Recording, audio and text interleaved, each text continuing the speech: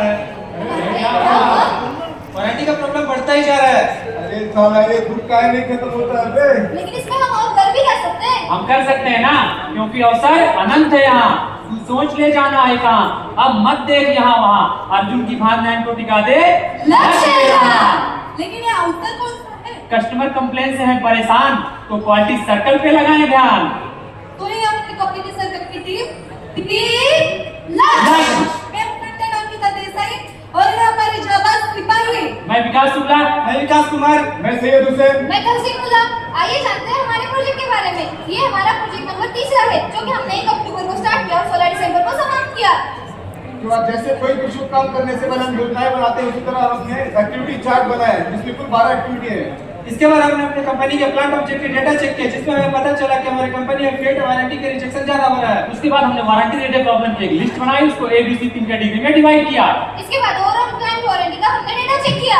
उसके बाद हमने कस्टमर वाइज डेटा चेक किया, जिसमें को फेट टॉप में मिला। जो हमारा गेट टॉप पे निकल गया है, तो हमने उसका पैराग्राफ बनाया, तो हमको पता चला कि हमारा कंपास लेंथ सबसे टॉप पे है। कंपल्सरी लेंथ जो टॉप पे निकल गया है, उसका हमने डिफेक्ट स्टेटो निकाला, जिसमें हमें पता चला कि लोबियम हैविंग फ्लिकरिंग का इशू टॉप पे है। जो हमारा लोबियम हैविंग फ्लिकरिंग का इशू है, उसका हमने पिछले 6 महीने का रिलेशन ट्रेड चेक किया और इस प्रॉब्लम को सॉल्व करने का हमने अक्टूबर में स्टार्ट किया और दिसंबर में समाप्त करने का निश्चय किया। तो साथियों, इसी के साथ हम सबका लक्ष्य एक ही है। हमें हेडलाइट हैविंग लोबियम फ्लिकरिंग इशू को जल्द से जल्द है। लेकिन हाईवे प्रॉब्लम क्या है? हाई बीम लो बीम हमारे हेडलैम्प के 2 फंक्शन है। हाई बीम की मदद से हम ज्यादा दूर तक देख सकते हैं और लो बीम की मदद से कम दूरी तक देख सकते हैं। जैसा कि आप देख सकते हैं, हमारे लैम्प में लोबियम हैविंग के मूवमेंट के लिए एलआर एडजस्टर का प्रावधान दिया गया है। जैसा कि आप वीडियो में देख सकते हैं, इसमें गुड एलिमेंट पैटर्न और बैड एलिमेंट पैटर्न को दिखाया गया है, जिसके माध्यम से आप फ्लिकरिंग इशू को बहुत आसानी से समझ सकते हैं। आइए हम आपको IW1H टूल की मदद से हमारे प्रॉब्लम को अच्छे से समझाते हैं। तो आपको वर्ड में क्या मिला? हमारे हेडलैम्प में high beam low beam flickering हो रहा है। और आपको वेल में क्या मिला? वारंटी में मिला। और वेल में क्या मिला? यह प्रॉब्लम हमें व्यक्तिगत कंडीशन में मिला। लेकिन सर जी, हु में क्या मिला? ये समस्या स्किल से रिलेटेड नहीं है। और विच में क्या मिला? हमें इस फिनोमेनन के 7 महीने में 26 नंबर्स का रिजेक्शन मिला और इस फिनोमेनन का कोई भी स्पेसिफिक ट्रेंड नहीं था। लेकिन मैडम, हाउ में क्या मिला? हाउ में आपको पता चला कि जब हमने लैम्प का इंस्पेक्शन किया, तब हमें पता चला कि हमारे वॉल सॉकेट ऊपर की तरफ से डैमेज हो गया है और सभी का ग्राफ पैटर्न एक जैसा ही है, जैसा कि आप इमेज में देख सकते हो। उसके बाद हमने कंपास लैम्प का प्रोसेस चेक किया, जिसमें हमारा जनरेशन पॉइंट और डिटेक्शन पॉइंट हमको पता चलता है। इसके बाद ब्रेनस्टॉर्मिंग का उपयोग करके हमने कुछ प्रोबेबल कॉजेस को ढूंढा और फिर उसके बाद हमने इसी पावर टूल का यूज करके उन प्रोबेबल कॉजेस को फोरम में डिवाइड किया। ब्रेनस्टॉर्मिंग में जो हमारा पहला प्रोबेबल कॉज आया था कि वॉल सॉकेट का डायमेंशन एज पर स्पेसिफिकेशन नहीं है, तो इसको हमने साइंटिस्ट के साथ वेरीफाई किया, तब हमें यहाँ पे सारे डायमेंशन एज पर स्पेसिफिकेशन मिले।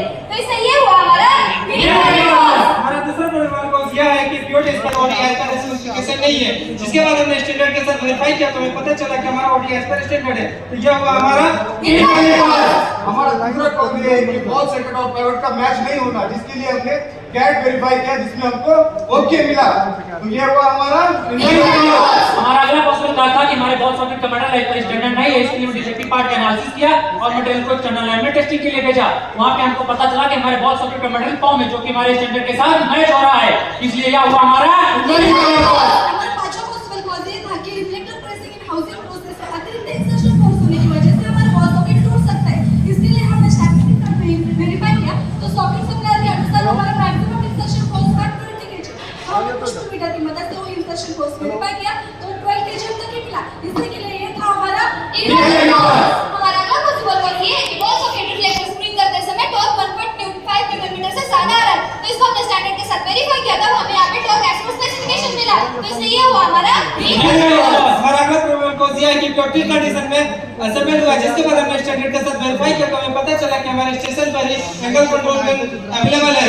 यह हुआ हमारा अल्ट्रा कॉज ये है कि बॉल सॉकेट से फ्लैश का होता है, जिसके लिए हमने 500 पार्ट वेरीफाई किए और हमें एक भी डिफेक्ट नहीं मिला। तो ये हुआ हमारा अरे क्या लिट लगा के रखे हैं? अरे रुको जरा, सबर करो साथियों, आगे तो देखो। हमारा अगला पॉसिबल कॉज है कि प्योर से एरिया के ऊपर पर या फिर फेड लाइट होने की वजह से हमारा वॉल सॉकेट टूट सकता है। इसके लिए हमने रिपोर्टेड लैम्प का प्योर वेरीफाई किया, लेकिन उसके ऊपर हमें कोई भी बर या फिर फेड लाइट नहीं मिला, इसलिए ये था हमारा हमारा अगला क्वेश्चन क्या था कि हमारे बॉल सॉकेट ट्रीटमेंट के लिए रॉन्ग इशू का इस्तेमाल हुआ है, इसके लिए हमने डिफेक्टिव पार्ट का एनालिसिस किया, हमको पता चला कि हमारे बॉल सॉकेट ट्रीटमेंट के लिए 4x2 इशू का इशू है, क्योंकि हमारे स्टैंडर्ड के साथ मैच हो रहा था, इसलिए यह हुआ हमारा हमारा अगला पॉसिबल कॉज है कि एक्सेसिव की वजह से हमारे वॉल सॉकेट ब्रेक होने की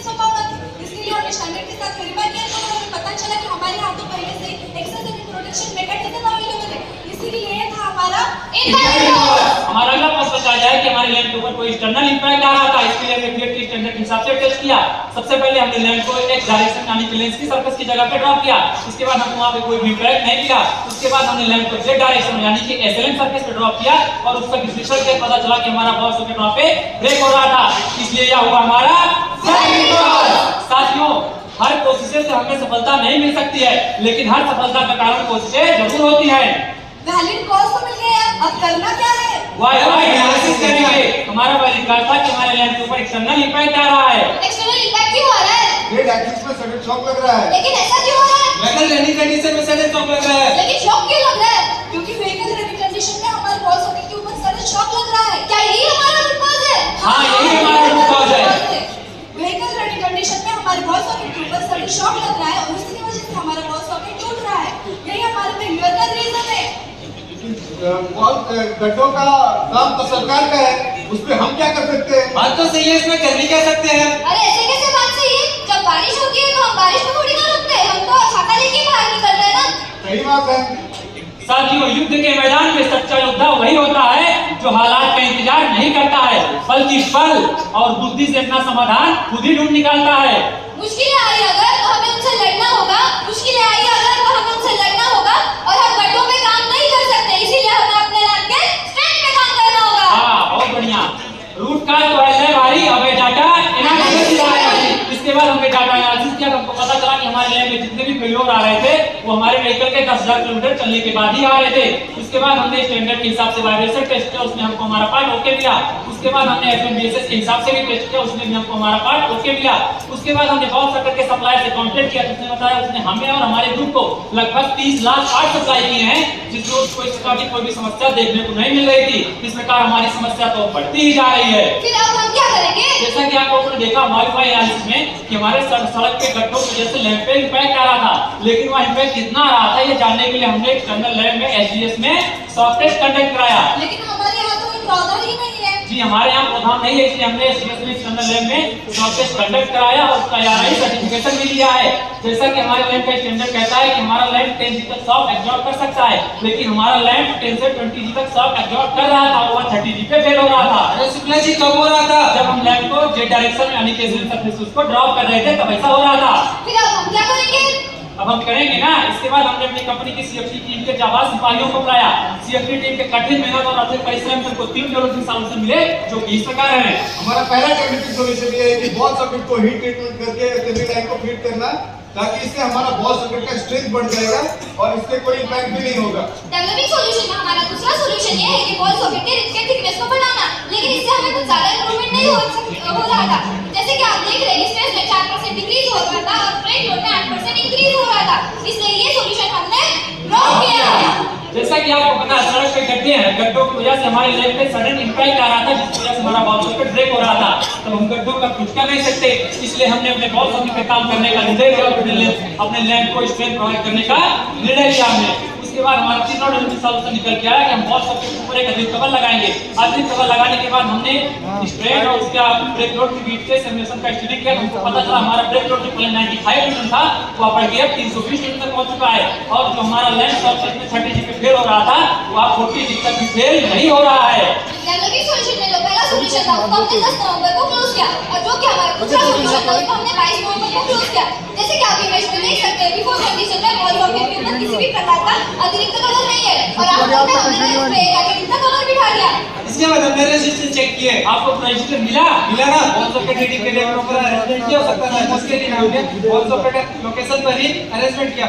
इसके बाद हमने बॉल सॉकेट पर कवर लगाने के लिए न्यूमेटिक फिक्सर बनाया जो बॉल सॉकेट में आसानी से फिक्स कर देता है। सारे एक्शन इंप्लीमेंट होने के बाद हमने अपना रिजेक्शन टेस्ट चेक किया। तो आपको कुछ मिला? जी नहीं, हमको कुछ भी रिजेक्शन नहीं मिला।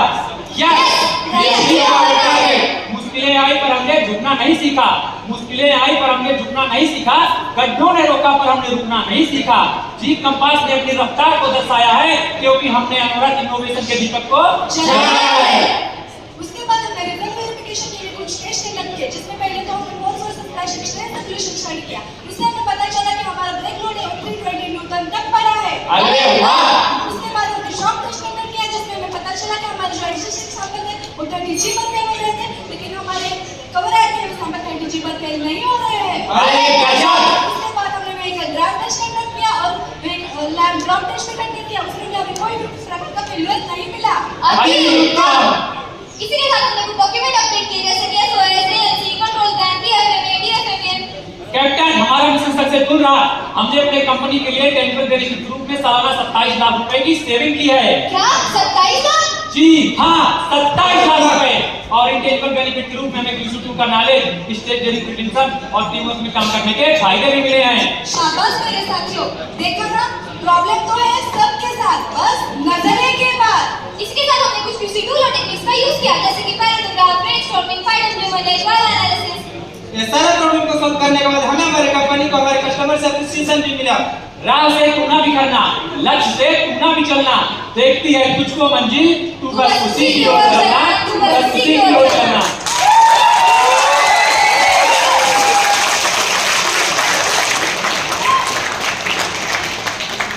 ना भूलना हमें, हम लौट कर वापस आएंगे। जो सपना है मदर सरकार उसको साकार कराएंगे। हमारा नेक्स्ट प्रोजेक्ट है MC2 लेंस क्रैक का। आपसे वादा है हमारा, हम इसे भी जल्दी करेंगे, हम इसे भी जल्दी करेंगे। धन्यवाद।